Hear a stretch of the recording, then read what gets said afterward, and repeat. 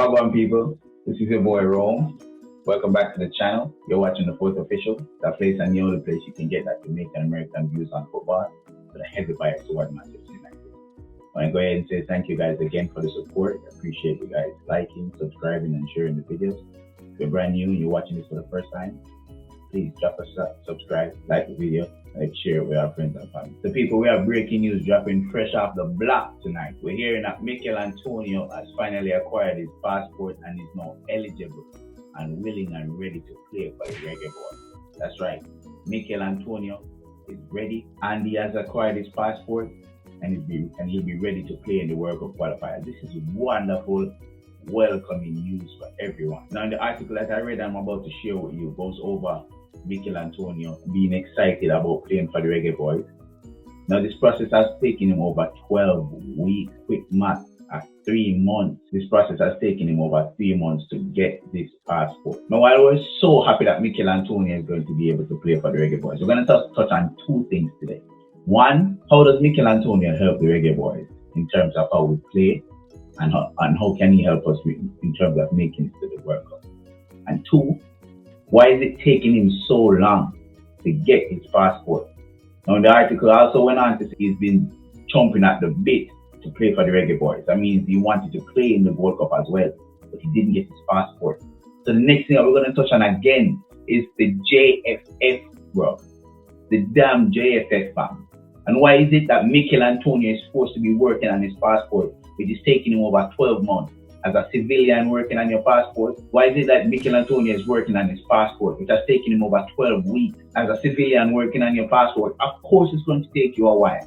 But if it's a government agency working with another government agency, you can get your passport within a month, fam. 4 to 6 weeks, blood. So we're going to touch on that in a few. But first, let's talk about Michail and what he brings to the team. Now, what we have right now in terms of strikers is Boza, Shaman Nicholson, Corey Burke, Andre Gray, to some extent, they decided to call him back. And those are the three that we brought to the World Cup. We still have Jamal Lowe that can come in. We still have a decent amount of strikers. We are very blessed in terms of attacking wise. But Michail brings something totally different. Absolutely different. Number one, quality. This man is next level compared to what we have. He's kicking it in the Premier League, in a side that's playing in European football. We're in the number 9. He has just equaled the leading goal scoring record for West Ham, which means that he is one of the most talented and most renowned player. One more goal and he'll surpass and stand alone being the leading goal scorer for West Ham United. So we don't just have any flukes playing for us up front. We have someone who can rely on to get us goals or create something for us. Now Michail is not the type of striker to only rely on service. Michail is the type of striker that can create for himself, meaning he can get his back to goal and within a second turn his player and go with his strength and go on and create something for himself. Yes, he can provide. Yes, he can score from that as well. Think back to the game that West Ham just played with Michail breaking something out and nothing with a beautiful cross for a headed goal, 1 assist. Yes, he missed a penalty but came back to score a wicked goal from the right hand side of the 18-yard box. You can tell that Michail is jumping at the bit for this season and he's looking forward to playing for Jamaica and helping Jamaica make the World Cup. And I'm looking forward to see what he can do. No, we don't necessarily need a number 10 that's going to be hugging on to our striker. Michail can hold that position by himself, and then we can have a number 10 who connects more with the midfield. Michail can now occupy 2 defenders, can use his strength to hold up defenders, hold on to the ball, get the wingers involved, get the midfield involved. So I do believe it's a wonderful opportunity for Jamaica to go through. However, if we do make it to the World Cup, it will be despite or in spite of the JFF and Theodore Whitmore. You guys know the Fourth Official will not stop harping on these two, man. The JFF and Theodore Whitmore. Now let's go into the article that was presented earlier. It's important to note that this article coming out of The Athletic, which is one of those renowned newspaper articles in terms of sports in the UK. The article is entitled Michail set to play for Jamaica next month after securing passport. The article reads, Michail set to play for Jamaica next month after securing his Jamaican passport. is due to earn a call-up for their forthcoming 2022 World Cup qualifiers in September against Mexico, Panama, and Costa Rica. The Western forward was named in Jamaica's preliminary squad for the summer's CONCACAF Gold Cup. Antonio was keen to be involved. Remember that, people. Write that down somewhere. Antonio was keen to be involved in the tournament, but due to a delay in getting his passport, he was not named in the 23-man squad. Remember, he was in the 60-man provisional squad, but he was not named in the 23-man squad. We're going to go over that in a few seconds. So whatever. Tell you a more side reached the quarterfinals, as we know, and lost to the USA. The whole process took over 12 weeks to complete. Antonio is relishing the prospect of international debut. The whole process took over 12 weeks to complete. Over 12 weeks to complete, fam. This is where we start talking about the JFF. And I've said this before and I'll say it again. We would have had Michail Antonio in the 23-man squad playing in the World Cup. It wasn't because he was injured. It wasn't because he was uninterested. It was because he didn't have his passport. First question is, why am I not having passport and then at the 60-man squad?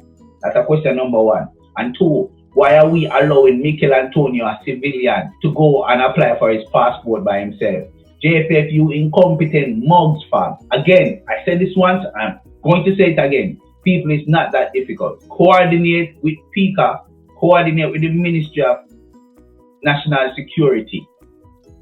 Create a process by which individuals of certain sporting acumen who are eligible and willing to play for Jamaica get their passport within 4 to 6 weeks. It's not impossible, blood. As long as they are able to provide through their agents or themselves proof that they are related in any way, shape, or form to citizens of the country. Migrants who went to England and breed. It's simple, blood. It's very, very simple. Show your parents, grandparents, passport, show them TRN number, whatever you might need, and get the process done. We're living in a world where you don't need to be somewhere to sign a signature form. You don't need to be there physically to sign your signature. We have electronic signature software all over the world, fam. What is wrong with these, man? But let's sing the praises of Michail Antonio now, people. Now that we know that Michail Antonio will be in the World Cup squad, barring Theodore Whitmore not tell him, make him friend them, call him friend them. Barring that, we're hoping the JFF will call Michail Antonio, meaning that Shaman Nicholson and them man, they wouldn't be in the team. But we'll go over the 23-man squad on a different date. However, breaking news, people, Michail Antonio, 100% having passport, willing and ready to play for Jamaica. I'm just worried now that others who might be interested in playing for the country might not have an opportunity to play for the country before the World Cup, because the JFF doesn't have a means. If it takes this man 12 weeks to get him passport and he's been trying for a while, what about everybody else who we are as the diaspora hoping and praying that they can get their passport so they can play for the country? We're right back at Latvia. When is he going to ever play for the country if we don't have a system for him to get his passport? That's another 12 weeks from now. Mason Hoagate, another 12 weeks from now. Nathan Redman, another 12 weeks from now. Because the JFF doesn't have a plan in place, fam. So we'll continue to see the people and we're not going to be able to make a qualify. We don't have the quality to make a qualify. We have to sit down and watch Jamaica play and lose to Mexico, Panama, and them Monday. Lose to Costa Rica. We have an average age of 48. People need to wake up. Somebody need to call these men and tell them to get them shit straight. Anyway, happy Michail Antonio is available and ready to go. Looking forward to the World Cup qualifiers. Looking forward to the squad that they call up as well. Make sure you drop a like on the video. Subscribe. Press the subscribe button down there if you're brand new. I have a lot more to come. But again, breaking news, Michail Antonio is here. He's ready to go and he's ready to go. Thank you so much for watching. Appreciate everything. Appreciate the support. Take care of yourself. Take care of others. Wear a mask. Manaz.